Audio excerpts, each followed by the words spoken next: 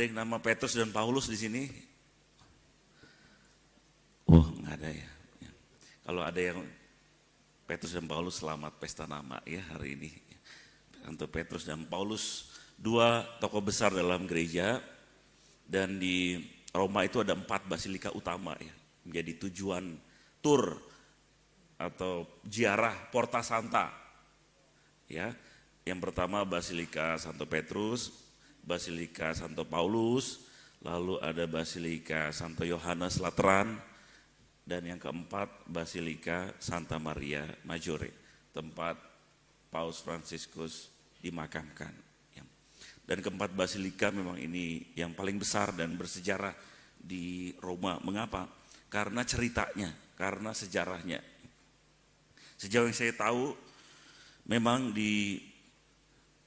kalau kita lihat Basilika Santo Petrus itu yang sekarang, di dalamnya itu ada kota tua. Jadi kalau ada yang berziarah ke sana, kalau ada kesempatan ya, ada yang namanya ziarah ke kota tua di bawah basilika. Jadi ada satu pintu kecil di samping, masuk, turun ke bawah. Ya. Lalu kemudian di bawahnya itu seperti ada kota tua, ya, besar, seperti kota lama. Ya. Dan masih bertahan sampai sekarang. Memang itu tanahnya dulu di bawah ya, sekarang tanah udah naik. Dan disitulah kemudian ada komunitas-komunitas Kristen awal di sana. Ya. Karena nggak mungkin Kristen itu di pusat kota, ya takut dengan pemerintah Roma. Jadi di luar, maka Basilika Santo Petrus itu posisinya agak di luar Roma. Dan di situ kemudian komunitas-komunitas itu secara rutin berkunjung ke makam. Berkunjung ke makam yang diyakini sebagai makam Santo Petrus. Lalu kemudian para peneliti mengecek makam itu, diambil DNA-nya, diambil deskripsinya semua, ya. Dan semuanya merujuk kepada satu orang ya dari sekitar Israel, badannya seperti ini, posturnya seperti ini, ya. Lalu kemudian mereka berani menyatakan bahwa yang kita teliti ini adalah merujuk kepada Santo Petrus. Ya. Jadi dari tradisi orang yang berkunjung ke makam dan kemudian dari para peneliti ya yang secara ilmiah membuktikan tulang-tulang itu yang merujuk kepada Santo Petrus. Dan kemudian dipindahlah itu ke satu tempat ya, satu makam, dan sekarang makamnya itu persis di bawah altar utama dari Basilika Santo Petrus. Ya. Persis di bawahnya itu makamnya. Maka ini menjadi kesaksian yang besar bahwa Injil hari ini maksudnya adalah itu. Di atas batu karang ini akan kudirikan gerejaku. Maka itulah yang terjadi sesungguhnya. Di atas makam Santo Petrus berdirilah Basilika Santo Petrus Vatikan. Sebagai simbol berdirinya gereja-gereja ya, seperti sekarang ini.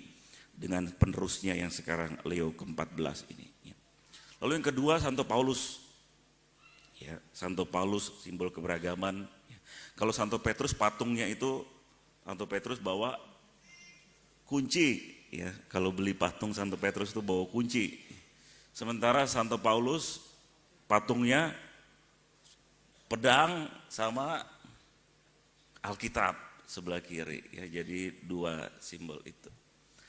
Ingin menggambarkan keberanian Santo Paulus. Ya. Bawa pedang artinya berani mewartakan Injil. Ya, dia adalah prajurit Yesus yang setia sampai akhir untuk mewartakan Injil.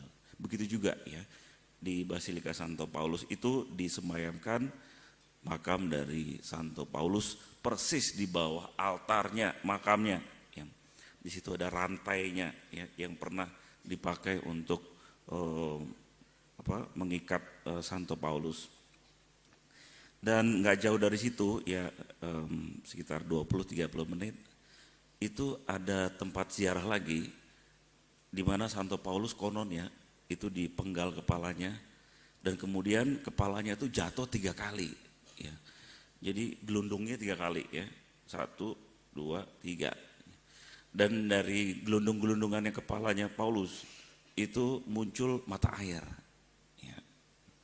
muncul mata air. Sampai sekarang mata airnya masih terus ngalir. Ya.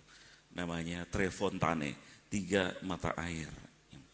Itu yang menjadi juga kesaksian iman, sekarang menjadi tempat ziarah, ada biara di situ. Ingin meneruskan tradisi keyakinan umat perdana bahwa benar di situ Paulus mengalami penyiksaan, dipenggal, dan kemudian dimakamkan di Basilika Santo Paulus.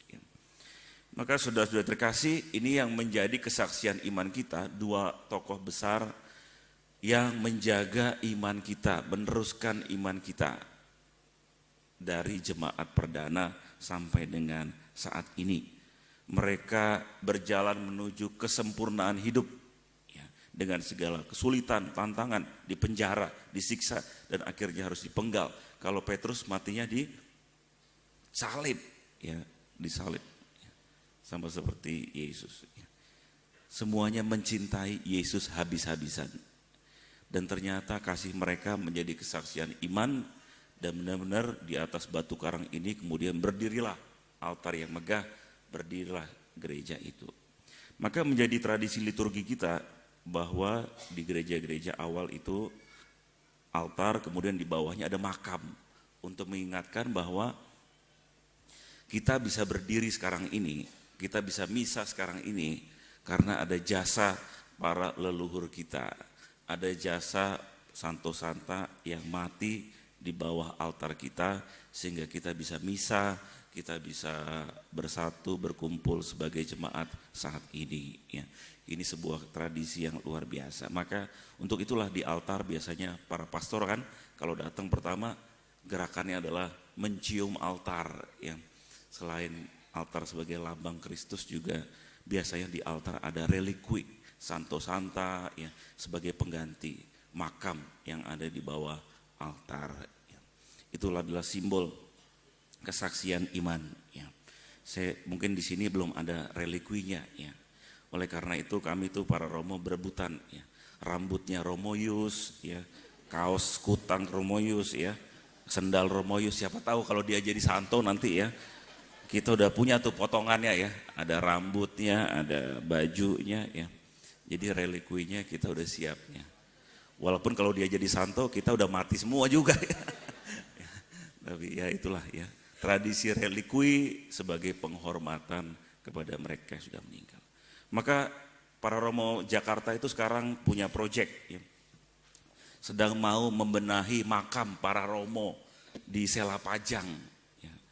Jadi makam para Romo, rumah masa depan Romoius, saya ya, itu ada di Tangerang, di Selapajang, Marfati.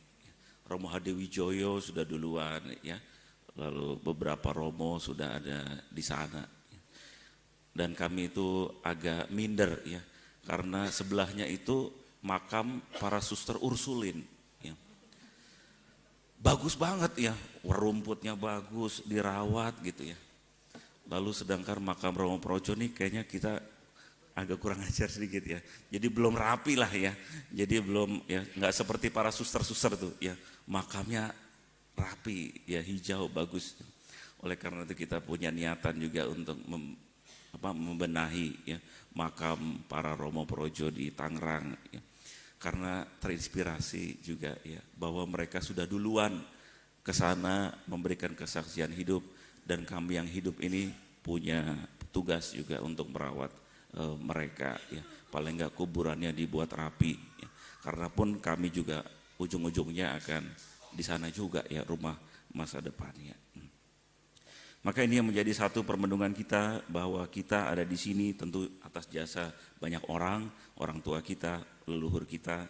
Mereka semua berjuang menuju kesempurnaan hidup, memberikan teladan iman, memberikan warisan yang luar biasa bagi hidup kita, dan semoga perayaan Petrus dan Paulus ini semakin menguatkan iman kita, bahwa iman kita itu berdiri atas sejarah yang kuat ya. Paling enggak secara ilmiah bisa dibuktikan. Pernah ada Petrus, pernah ada Paulus ya. Lalu kemudian merujuk juga ya, ada Yesus dengan kain kafan yang sudah terbukti kebenarannya 90% ya. Bahwa sejarah iman kita benar-benar sejarah yang hidup, pernah ada, diteruskan terus-menerus sampai sekarang, dan mengantar kita pada kesempurnaan hidup, keyakinan akan Yesus Kristus Tuhan kita yang menjadi tujuan hidup kita dan perjuangan hidup kita. Tuhan Yesus memberkati. Amin. Amin.